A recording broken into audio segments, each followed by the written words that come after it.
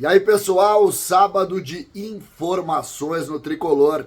Nós vamos falar sobre os movimentos na arena, nós vamos falar sobre os reforços do Grêmio para o retorno, um negócio proposto pelo Cruzeiro que parece não interessar e muito mais para a gente falar por aqui.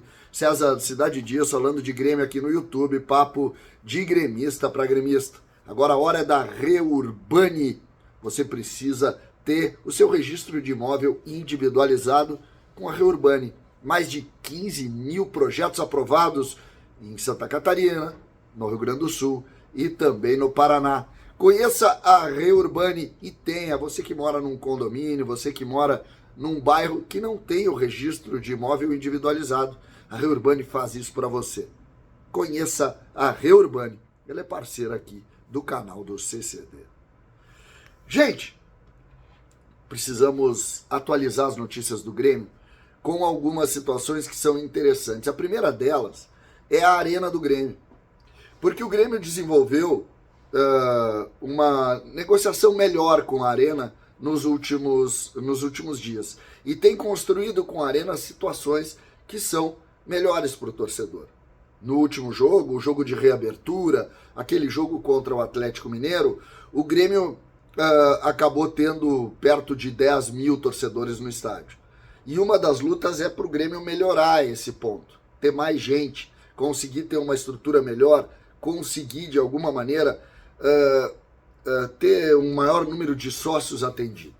E essa é a ideia para o próximo jogo. O Grêmio joga no dia 22 na Arena, um jogo que contra o Flamengo, depois de jogar no dia 15, daí no outro, um jogo às 18h30, ou seja, um jogo já com iluminação, e a expectativa é de 22 mil pessoas no jogo. A ideia é, claro, em todo o anel inferior, e aí a Gold seria aberta para as estruturas que aquele dia estavam fechadas. Então, uma boa notícia, a reunião é na quinta-feira, mas essa é a tendência. A tendência de se ter aí o dobro, né? O dobro de torcedores, o que convenhamos, pode também agregar muito ao time que tanto precisa. O Grêmio tem antes uma decisão, nós vamos falar agora sobre os retornos para esse jogo, mas é muito importante a presença do torcedor. A grande briga do Grêmio nesse momento é exatamente com essa ideia de que o Grêmio precisa do fator local para conseguir construir as suas coisas. Essa é a ideia. Então, esse é um ponto que merece muito o nosso cuidado aqui, o nosso entendimento. Dito isso, vamos para o jogo. O Grêmio joga dia 15, voltou a trabalhar na quinta-feira, o Renato não veio na quinta, veio apenas na sexta, nós já falamos amplamente sobre isso. Aí, sexta, trabalha neste sábado e vai começando a projetar o time para o próximo final de semana. O que nós temos? Retornos. 4 retornos. 4 retornos. Especialmente 2 fazem muita falta. Gemerson e Rodrigo Eli. Gemerson e Rodrigo Eli. O Pavon, que é um dos retornos, eu não sei se ele joga, porque o time mudou um pouco. E o outro é o Mike, que é banco do Reinaldo. Então, tendência de retorno desses jogadores.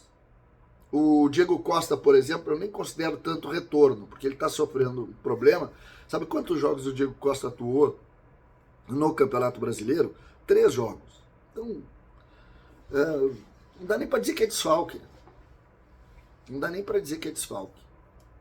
Porque num campeonato como esse, que tu tem um atleta que tá 3 jogos apenas, não dá nem para dizer que é desfalque. Então, Pavon sim é um jogador que pode gerar algum tipo de dúvida.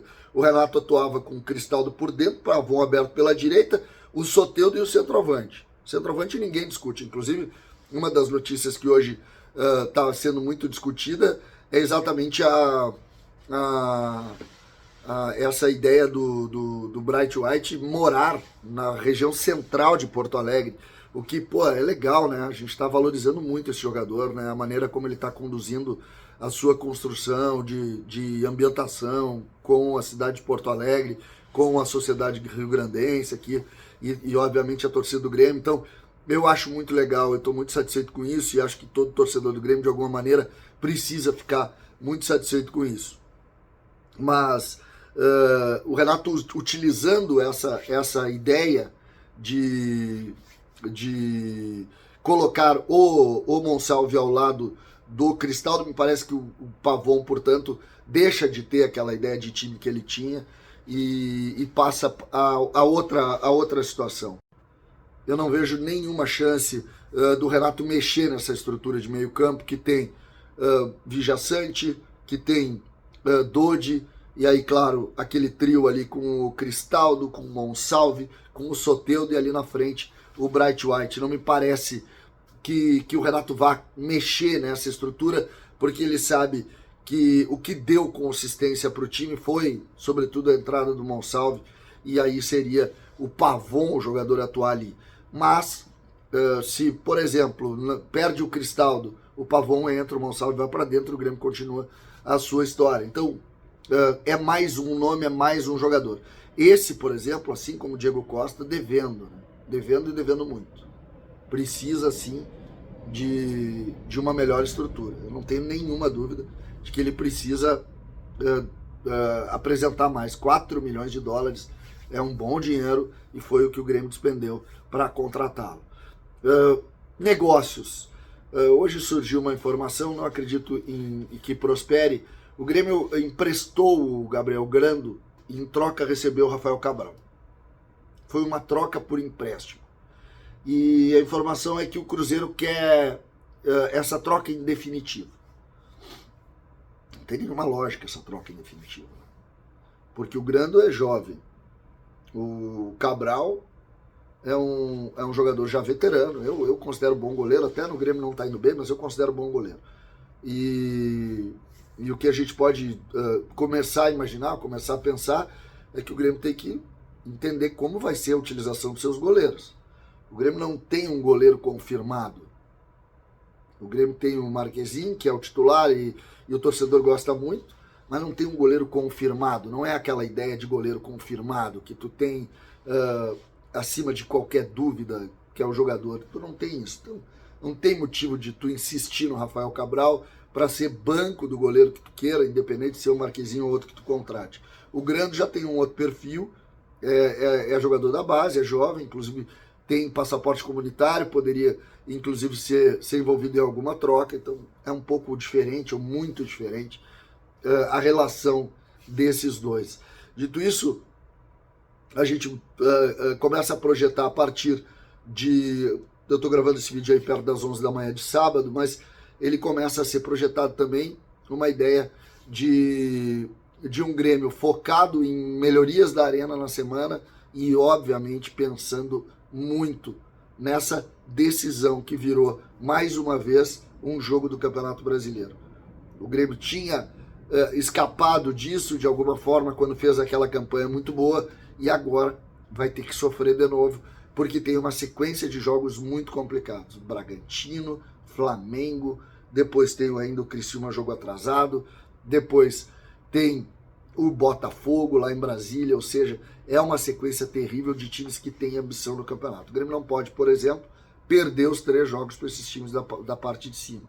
Não, o Bragantino nem é, o Bragantino é um adversário direto, mas o Grêmio não pode pensar, porque senão volta a viver aquele pavor de ter que lutar jogo a jogo para sair da zona de rebaixamento. César, Cidade Dias, falando de Grêmio, aqui no YouTube.